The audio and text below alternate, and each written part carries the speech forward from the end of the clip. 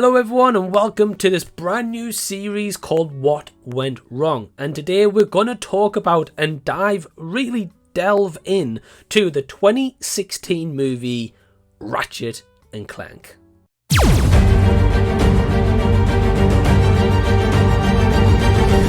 Thanks so much for taking your own time out to check out my video on Ratchet and Clank from 2016. I really do appreciate it. And my name is Mike and my channel is Did You See That if you're the first time coming across my channel. So just a bit of backstory and history on Ratchet and Clank before we dive into the movie and specifics and kind of my general thoughts as to what went wrong. So Ratchet and Clank, ever since hitting the PS2, I remember going with my older brother Joe to one of his friend's house and we played this at his friend's house, the original game. I enjoyed it that much, we ended up buying it on PlayStation 2 for our own house, and ever since then, anytime they released a Ratchet and Clank game, I would always get the game, usually like Christmas presents when I was younger. I would play them, complete them, and every time they release a new one, just the same pattern would unfold. This is a series I absolutely love, and probably my most favourite video game ever.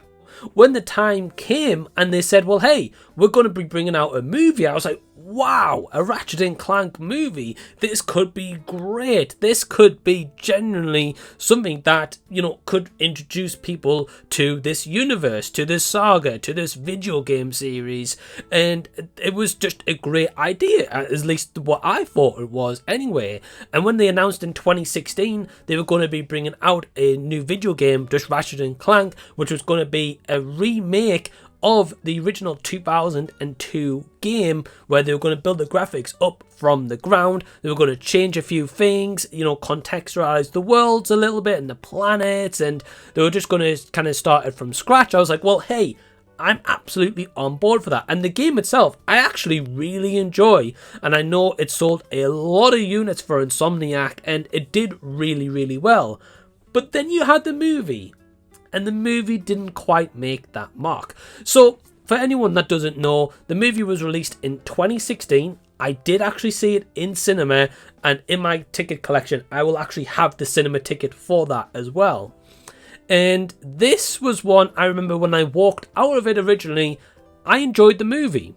But when I revisited it, only just last night as I'm recording this video, but you guys may see this maybe a week or two time when it releases on YouTube, it is a one I was thinking, wow, this is like just such wasted potential. Like, how did they make this flunk at the box office? And then I kind of did some research and I did a little bit of background digging and IMDb trivia, and there was a lot of elements to it. I thought, right, this kind of explains why this movie did not work well. So, for anyone that doesn't know, this movie was directed by Kevin Munroe and Jericca Cleland. Now, Jericca Cleland hasn't really done anything in the past, and Kevin Munroe, it was mainly a storyboard artist for Hey Arnold back on Nickelodeon. Now, I love that show, don't get me wrong, but there's a difference between Hey Arnold and a video game franchise of Ratchet and Clank. Then you've got the writers that's at the helm here, who is Jerry Swallow, who's mainly known for doing a screenplay for Ice Age Meltdown. Kevin Munroe was also part of the story team, and a TJ Fixman, who is mainly known for doing the Ratchet and Clank video game series. So I don't know how much involvement exactly he had in this, because again, I know they made the video game, and it's pretty much like the video game we'll get into.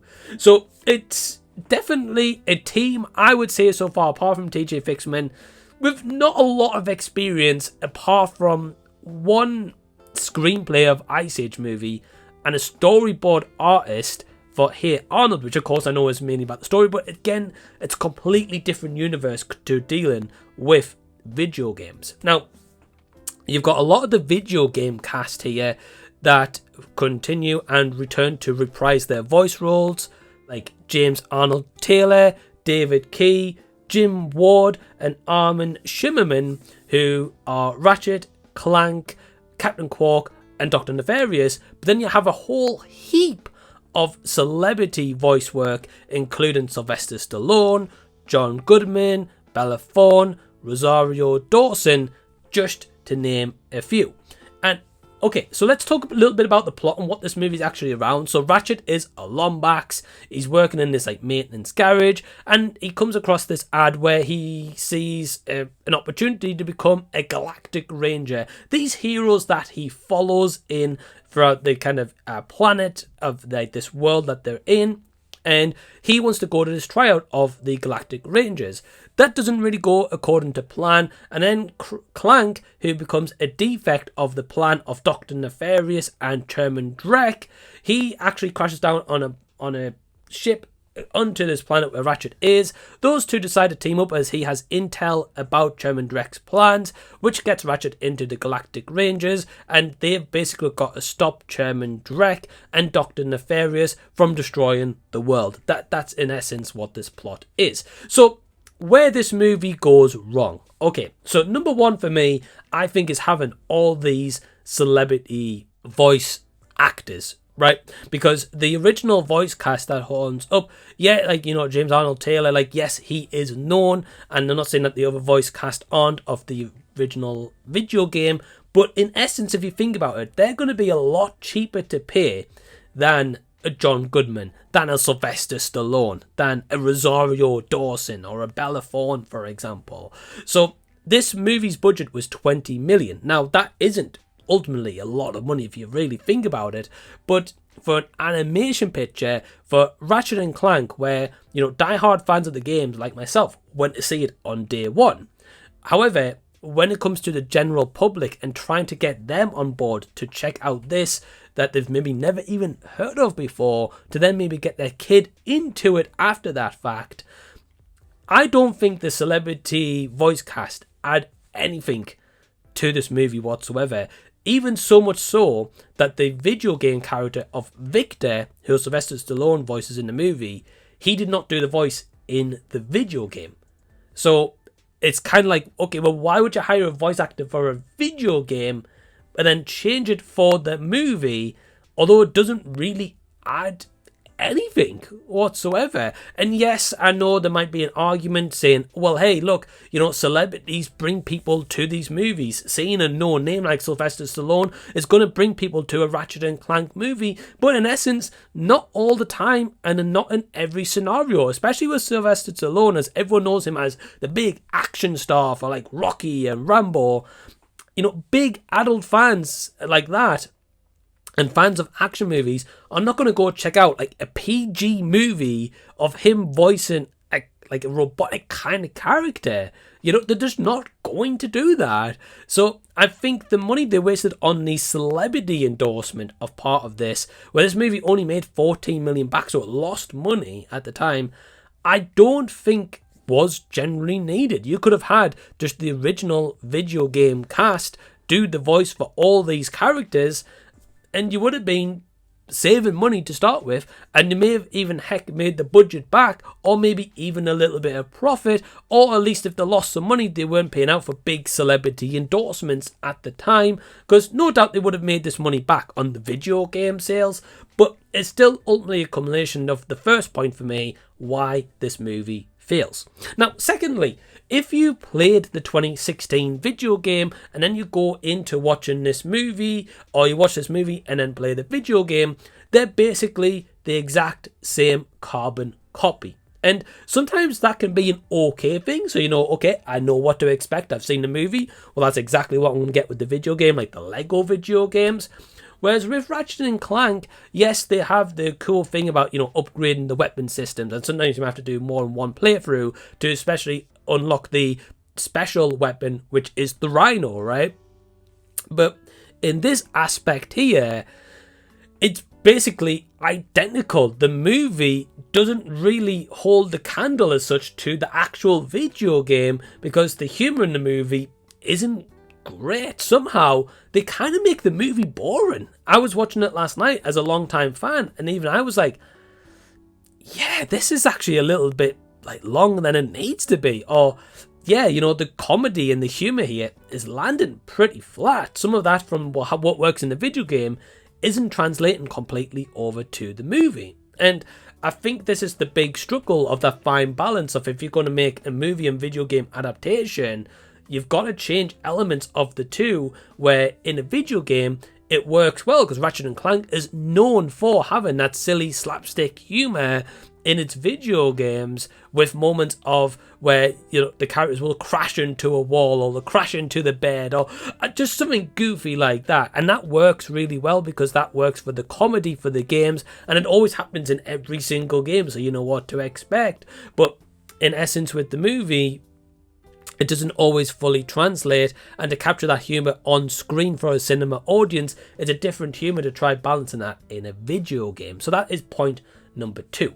Point number 3 is how they actually made this movie and the remake in general, where I think this was a huge misfire. And let me take it back to 2002 very quickly here. So if you take it back to the original Ratchet and Clank game, Chairman Drek was the only villain. There was no Dr. Nefarious at the time, and that game, for the time, pretty much focused a little bit what the movie does, where Ratchet wants to be part of the Galactic Rangers. He wants to be part of the hero team, but as such, he just wants to be, you know, meet his idol, Captain Quark. He comes across Clank, and as Ratchet starts to get a little bit of an ego, his relationship with Clank falters, and those two start to butt heads and they start to fall out. That is a big core part of the first video game, and it also makes for what their friendship became these 20 plus years later. In this movie, there's no tension between the two whatsoever. They eliminate that, but they make the ego side more of Captain Quark, which kind of does happen in the first game, but because they mix it up and change that element, it kind of defactors and derails this movie just a little bit, because there's no tension with Ratchet and Clank, but instead it's just Captain Quark who does, you know, go against his Galactic Rangers team. And the problem is here, with Chairman Drek being the main villain of the first movie, who is goofy at times, yes, but he is quite serious at the same time, and he is more of a threat of what he does, and his like robotic suit he gets in at the end where you've got to fight against him.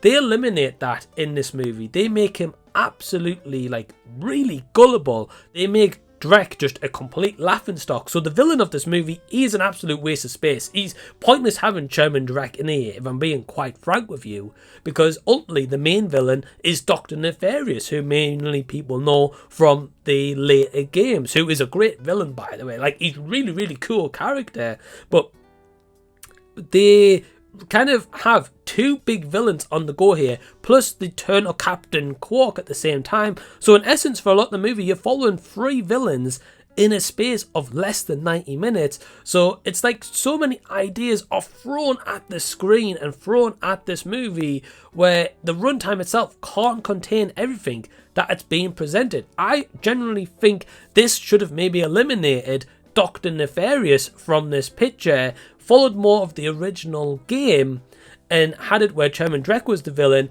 In turn, there is a twist of Captain Quark, Ratchet and Clank having this little bit of falling out at the same time, and then them two coming together at the end, turning around Captain Quark and defeating Chairman Drek, which the original game does, and then maybe a post-credit scene having an introduction of Dr. Nefarious.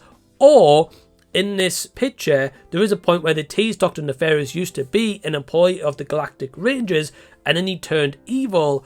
Instead, you could have had that storyline where it showed a past story of him being there, what he was like, how he felt like he was treated by them at the point of time of employment, till the turn of his madness and his descent, and then ultimately having him as the main villain of this movie, with Ratchet and Clank trying to get in the Galactic Rangers, where they've ultimately got a team Captain Quark to stop Nefarious. That would have been a far better story, more structured, more concise, more cohesive, and one that I generally think would have improved this movie tenfold with either of those storylines, but instead they try to mingle all of it and throw everything in here with a lot of references to the actual original video games, which if you've never played them, which this movie is kind of supposed to be tailored to brand new audiences, with like those little Easter eggs original fans would pick up like myself, but when they try to throw those Easter eggs in this here to be like, oh well, hey, this is this weapon, this is this weapon, this is how you do this, a lot of people's not going to know that. So a lot of people are going to be confused if they're going into this the first time thinking, what the hell is actually going on? So that ultimately for me is the downfall of Ratchet and Clank from 2016. A movie that could have been far better than it was, should have been far better than it was, made more money than it actually did, and heck, we maybe even could have got a sequel movie, especially as the post-credit teases a sequel, but I just don't think it ever will happen.